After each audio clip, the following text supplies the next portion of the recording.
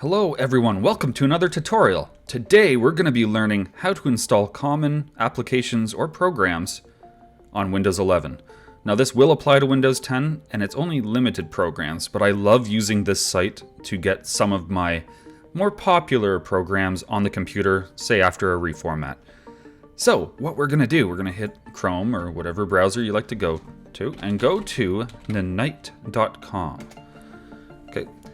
So this program or this website here, basically all you have to do is click the various things you want. So maybe I want Chrome and Firefox, Zoom, Discord, iTunes, VLC. So you just basically go through the list, click the things you want, maybe OpenOffice, some I wouldn't recommend any of that security stuff, but you know, whatever, Steam, blah, blah, blah, maybe 7-zip or WinRAR.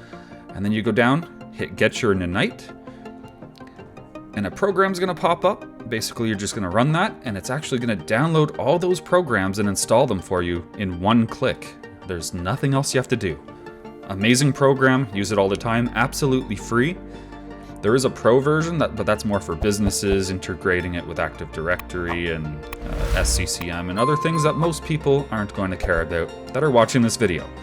So basically, try it out. Next time you have to format, it's gonna save you a ton of time. And make sure to like, comment, and subscribe. Stay tuned for the next tutorial.